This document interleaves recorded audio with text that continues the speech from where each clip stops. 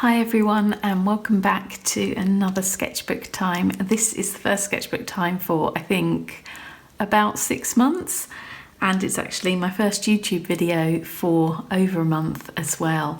I feel like I should tell you why I've been away. It wasn't planned, it was purely because I became ill and I pretty much lost all of the month of July. And it was very frustrating because I had a lot of things planned for July. I was going to do my office renovation, and there's going to be some videos tied in with that too, which I couldn't film yet, obviously, because I couldn't do any of that. So basically what happened very, very quickly before we get into the important stuff, which is working in my sketchbook, I'm going to just tell you what happened. So basically I did the shop update at the beginning of the month. I sold all of the original pieces I had in that update. I just had original pieces in that update. Then I packaged them and I sent them all off. And after that, I suddenly came down with a horrible migraine. Now, this lasted for over a week, and some of that week I was in bed because it was a really bad one. I get these occasionally, so please don't worry. Every time I mention I have migraines, I'm always reluctant because people say, have you tried this and have you tried that and this worked for me? And everyone is different, and believe me, I am managing it and I'm avoiding my triggers as much as possible. I think I got really run down and that's what triggered this one off. But I do really appreciate when people are kind enough to kind of, share their experiences and what works for them. But please know that I am taking care of it. Anyway, after that started to lift, and I came down very unexpectedly with bacterial tonsillitis, which, as you know, if you've had this as an adult, it is absolutely horrible. I felt terrible. I was in bed unable to do anything for about 2 weeks with that. I was put on a course of, it was a 10-day course of antibiotics by my doctor, and they did help me to feel better, but then I've been left with some after effects of the antibiotics, which I'm dealing with at the moment. So it's been a really, really difficult month. Anyway, now you know why I wasn't on YouTube. And I've really missed it. I've missed recording these videos. I've missed chatting with you all. I just haven't had the energy to do anything. But in, I would say, the past week or so, I've been feeling a little bit better. And I have actually managed to do some drawing. I haven't done any proper painting yet. I haven't really been in the studio painting or working. But I have been spending some time drawing in my sketchbook. So I'm going to show you what I've been working on. Just some little drawings of certain things that I kind of felt inspired to draw, and I wanted to see where it led me, and I just wanted to ease myself back in to work, and this seemed like a good way of doing it. So we're going to look at those, and then I'm going to show you in this video. This sketchbook time is going to be about how I create textures in my pieces. What I do with different materials to sort of layer them, different techniques. I'm going to be using these different pens and pencils here, and we'll have a look at how I achieve some of the different textures, because this is something I'm asked about quite often. So without further ado, let's get on with it, and hopefully if you have your sketchbook or your project on the go, if you have me on in the studio in the background, you can just listen to this video. It's one of those easy ones. There won't be any music. It will just be me chatting to you and showing you different things in my sketchbook, so you can work on your own projects, and it's perfect to put on in the background. Okay, so I think to start, what I'm going to do is show you my sketchbook. I haven't got many drawings in here, but there are a few. I'll just check that you can see that. Yep, that's good. I just like to check that it's kind of in the center of the screen. So yeah, I started this sketchbook. This is the first drawing I did, or any artwork really, for probably about a month. And I always get scared when I start a new sketchbook. I wanted to start a new one because I kind of felt like it was a new beginning and I was starting my artwork again after that break. So I decided that what I would do is make a little title page that just says, "Don't be scared of your sketchbook." So every time I open this up, I see that, and I remember it's just a sketchbook. Sketchbooks are for playing and for experimenting, and that's just a nice little reminder. So that's my first page. And then I worked on these trees. I just wanted something like a subject that I'm used to drawing and used to painting. So I used a Payne's Grey Luminance for this one and the Payne's Grey 60% for that one. And I just wanted to experiment with how they could look with different marks and kind of depicting the leaves, because I don't really do that many trees with leaves. I often do winter trees. So I want to start kind of experimenting a little bit more with my trees. I've got some ideas for paintings and I just wanted to ease myself back in. So that was just a nice little sketch. I was going to continue it along, so it kind of felt more like a forest, but I stopped there in the end and went on to do this landscape here, which I kind of like. Actually, they really liked it when I posted it on Instagram, which was lovely. But for me personally, it didn't turn out exactly how I wanted it to, which is kind of interesting, isn't it? So even if you don't really like, so well, it's not that I don't like it, but I can see lots of ways in which I would change it. But other people seem to really like it. So it's kind of difficult to be a judge of your own work, I think. I really like the colour palette I used in this, and there are certain elements of it that I like, but certain textures and marks. But yeah, I kind of struggled with this one a little bit. I did a lot of layering, but yeah, I like the little house poking out there beyond the hill, and yeah, and as I say, I like the colour palette. So next I decided to go on to doing something that I don't usually do, which is focus in on a house so that you get more of the detail. Because if you know my work, I often pop little white houses in and they're in the distance often, or they don't have a huge amount of detail. So I chose an image. This is actually from mapcrunch.com. They have random Google Street View images. So they're a really good resource if you are a little bit stuck for what to draw and you just want to perhaps work on a landscape or look at some buildings and draw some buildings. And I found this lovely cottage. It was somewhere in Wales, and I just concentrated on that. It was part of a wider image, but I focused in on that. I really liked the fact that it had these trees behind it. It's kind of nestled in the trees, and it was quite a wintry scene, which appealed to me. So I really quite enjoyed working on this, and I kind of felt like I wanted to do a lighter, brighter, slightly more colourful version. So I did actually do that. But the next thing I worked on, you'll see the next version in a minute. The next thing I worked on, it kind of went wrong. I was going to do some sort of patchwork fields. You can see I was going to pop a couple of little houses in. This just completely, it went wrong. I overworked it. The layering is too heavy. I didn't like what I was doing. So instead of carrying on, I just decided to stop. Now, if you're like me and you're a bit of a perfectionist, this type of thing in a sketchbook really is so annoying. You feel like you've messed up the sketchbook. So whenever I do that in this sketchbook, I'm just going to write something. So in this one I wrote, "Not sure where I'm going with this one. Sometimes it's okay to give up and just start again, or even try something different. Sketchbooks are for experimenting."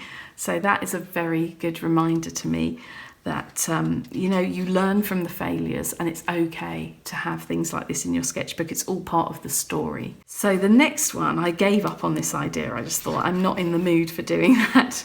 And I moved on to a kind of version 2 of the house that you saw just now. I altered some of the elements slightly. This is kind of closer to how the image looked on MapCrunch, because it did actually have a hedge in front of it that was kind of coming out of this little stone wall, or sort of behind the stone wall, I suppose, but it was kind of growing on it. It looked like it was on it. So yeah, I really am very pleased with this version. I love the colours. I really love this colour palette. And this is the one that I'm going to use as the basis for today's sketchbook time. I'm going to show you how I created some of these layers and textures in this piece. I might make this one into a postcard, which will be available through my shop, possibly if I can get a good digital image of it. So I need to do that, but I think that could make a really nice postcard. So I think the only other thing I have in this sketchbook is, yeah, this one. This was just like a little doodle. This is what I've called it. I worked on this piece during a very sad and stressful day, a kind of mindful doodle. I was suffering from a lot of anxiety that day and I just needed something to focus my mind on. So all of these little marks, I was just like very, very slowly kind of using the pencil in this way and that way, and kind of varying the angle and just layering and having fun. I mean, this is nowhere near like a finished piece or something that's meant to be a great work of art. This is literally just a doodle. And I really found that it helped to just focus my mind on something else. So that is also what your sketchbook is good for.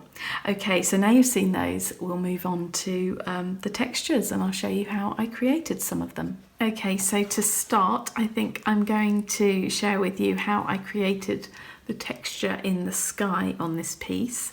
I hit upon this way of doing it just purely through trial and error, and I really like it. I like how it's slightly uneven and slightly patchy and it has some interesting marks in it. What I tend to use is a Faber-Castell Pitt Artist brush pen. This is one of their soft brush pens, so it has a slightly more flexible nib. And so I lay down just kind of wash of the colour. These feel a bit like you're working with paint actually. So I need to leave that to dry. So what we'll do while that's drying, because I can't layer over the top while it's wet. So I think while we're waiting for that to dry, I'll show you how I layered different media on the chimney here. So I found something that kind of knocks back the intensity of the pencil if you feel like you've perhaps laid the pencil down a bit too heavily. So I started with, look at this pencil. This is like my little Stumpy McStumperton. This is my Payne's Grey Luminance. I do actually have some more, thankfully. But yeah, I use these ones a lot. So they do tend to get really small like this. By the way, if any of you know of any pencil extenders that fit luminance, please let me know in the comment section below, because I bought some from Amazon and they were double-ended. One end is too small and the other end is too large. And I have a pack of 10 of them. So they're not much use to me for most of my pencils. If you know of one that fits a luminance, please let me know. So yeah, what I did, let's just layer. So basically, I was kind of making the side of the chimney look a bit darker.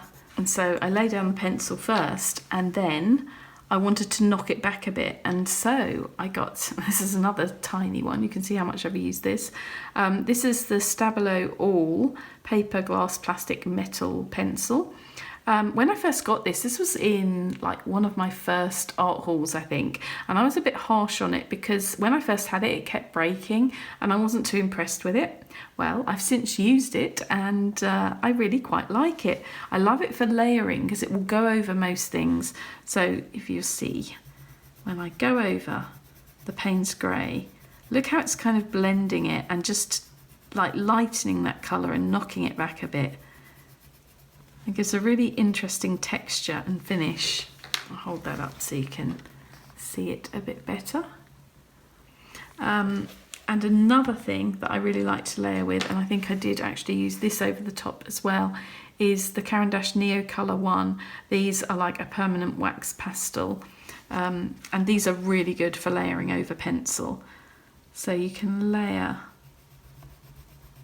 maybe slightly more scribbly like that, and you get this really nice depth and texture. I hope that's coming across on camera. So basically, I just kind of very, very lightly scribble. I don't want it to look really heavy because I want the pen beneath to show through, because this is what gives it the really interesting texture. So I kind of filled in the sky like this with just very scribbly marks going at different angles. There's something about working with a pencil at different angles that I'm really liking at the moment.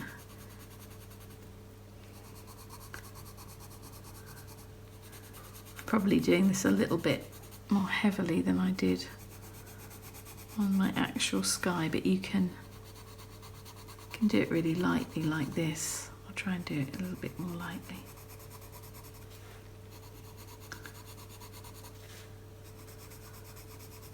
I think this is just a lovely kind of background texture for a piece. I'm going to be using it more often. Obviously you can vary the colours you're using. I like to use a really light pen. So what did I say this one was? Cold Grey #1. I'm not sure I actually told you that. But that's a really, really pale bluish grey. Very, very good for providing sort of like the initial base layer. So I'm just roughly doing this for speed so I can show you.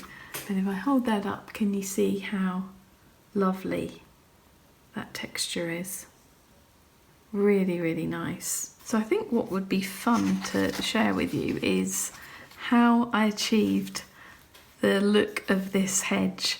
Now this really was trial and error because I don't normally draw hedges like this. It was a really wintry looking hedge and I kind of wanted to layer different colours. If I hold that more closely you can have a look. But initially it again looked a little bit too heavy. So I think I started with the Midnight Black Derwent Lightfast. By the way, I'm loving the Derwent Lightfast pencils. They may be rivaling Luminance as my favourite pencils to work with at the moment. I don't have nearly as many colours of these as I do Luminance, but I find them really good. They're a great kind of layering pencil. And Midnight Black is a lovely colour because it's a slightly bluish black. But I started off by just kind of doing like basic little twiggy kind of branch shapes to kind of form the base of the hedge. I didn't want too much black in there, but I thought we could just, I mean this isn't as good as I did in my drawing, but you'll get the idea. So we'll just add a few little extras in there. And then I just basically built it up with different colours. So I used probably a Payne's Grey 30%, so it's a slightly lighter sort of bluish grey. Just fill in those gaps like that. Gradually building it up.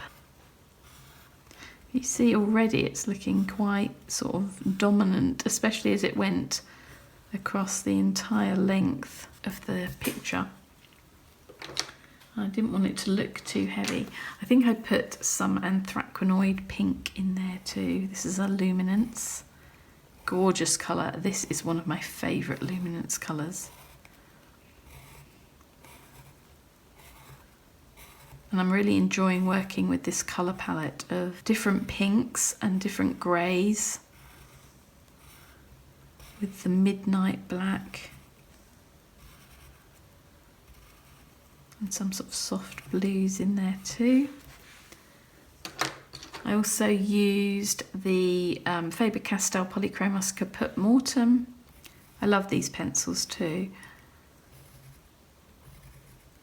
I have quite a few of them now, but Luminance are sort of my main pencil to work with. But I do enjoy these as well. They're really nice, very smooth. You see how I'm gradually building up the layers of this sort of wintry hedge. And maybe we'll put a little bit of purple in there. I love how the Derwent Lightfast layer over the top of the other pencils, just so nice.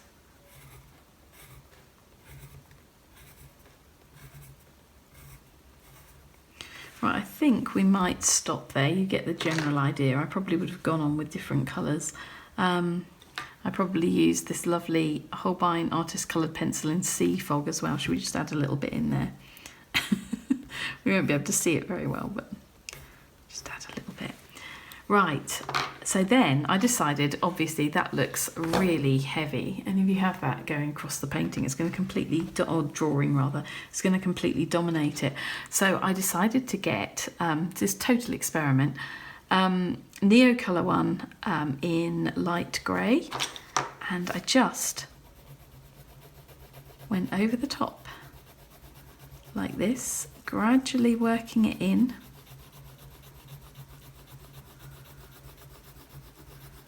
And it just knocks back all of those lines and sort of blends the colours a little bit. As I said, neo colours are great for going over the top of pencil.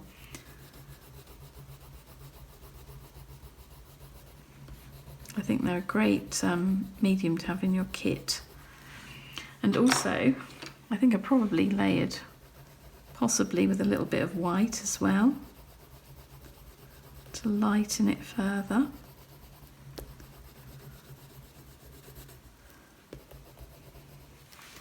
So you see, it's really knocked that back, and it's given a very interesting kind of blended effect. And you can still see the colours beneath it. Just really beautiful. I just love that so much.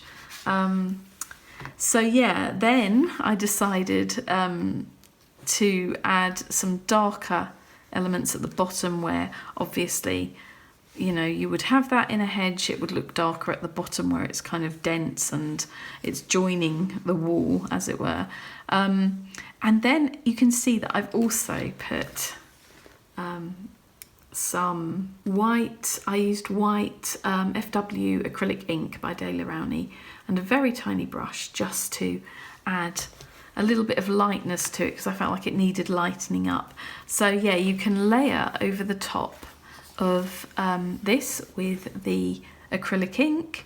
You could probably layer over it with a white Posca as well. That would be another thing, to use a Posca pen. But yeah, just this layering creates such interesting texture and mark and depth, and I really love it. So I think the next thing I'm going to show you is going to be, I have to keep flipping back to this, I should have marked it, shouldn't I? How I did this texture here, because I was asked about this on Instagram. Basically, I started off by using pencil, so we'll just go across here like this. Just fill in an area with a fairly dark pencil. Obviously it'd be fun to layer in different colours, like I said earlier. This is how I happened to work for this piece, but you know, different pencils, different base layer, different pens, could create some really interesting effects. Just make that a little bit darker. So what I'm loving to go over the top to create this interesting texture is the Liquitex acrylic marker. This one is in the colour Parchment. You have to really shake these up. This is acrylic paint, and sometimes it separates a little bit. So give it a good shake. And you can see it has, hopefully you can see that, a kind of chisel nib. I mean, I have some of these that are really chunky, really fat for much larger pieces, but these ones are great when you're working quite small. You might have to kind of pump it a little bit as well to get the paint flowing. But I basically just went like this over the top. Because again, I kind of felt like I'd made it look too heavy and I was trying to knock it back a bit.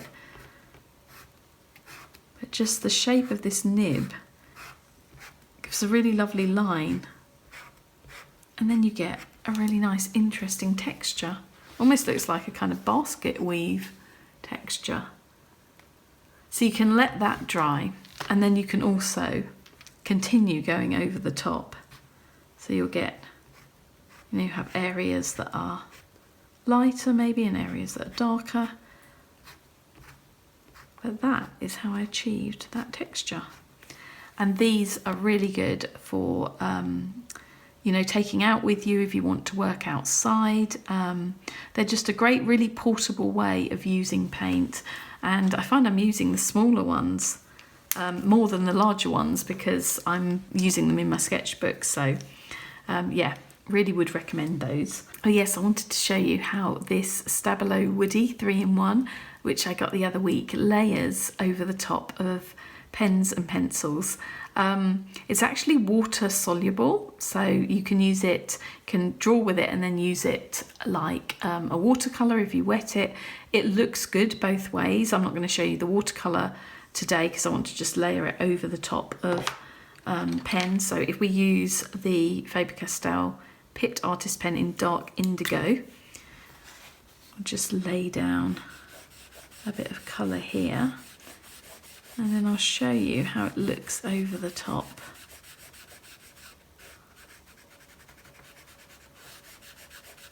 Make that nice and dark.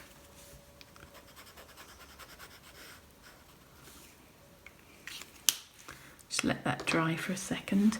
Could also do some pencil, couldn't I, and show you how it looks over that. What one shall we use?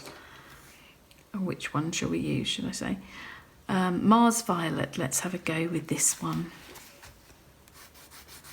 That's a beautiful colour.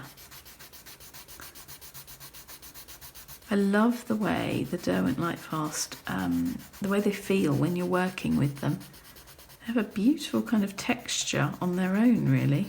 A bit like the Luminance.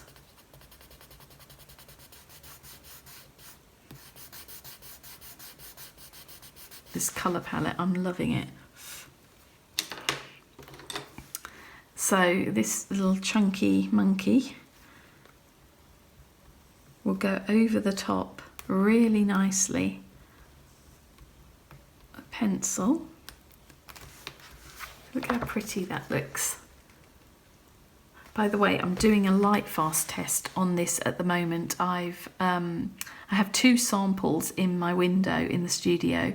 One where I've just used it dry and one where I've used it wet, and we will see in a couple of months whether it's holding up. I mean, it has a couple of stars here, which indicates that it has some level of light fastness, but at the moment I'm just really tending to use it in my sketchbook.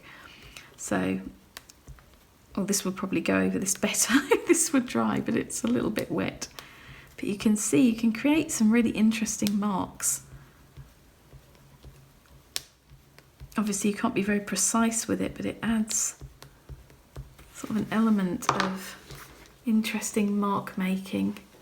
Sorry, the sun is coming in. It's quite late in the day and it's streaming through the studio window now. So hopefully you can see that okay. So yeah, they're just some of the ways I'm creating texture and layering in my recent drawings. I hope you found that interesting. Let me know if you'd like to see more videos like this. I'd really like to film more sketchbook times. I don't know why I stopped doing them because I really enjoy filming them, but it's been lovely to come back with this one, and thank you all for watching. Please give it a thumbs up if you enjoyed it, and if you haven't subscribed to my channel already, it'd be great if you did. We're building a very nice community here, and I love how people share information with others in the comments now. In the comments section, it's so lovely when you're chatting to each other. I love to see that. I really like the fact that this is becoming an art community. So I will see you again soon for another video. Thank you for watching.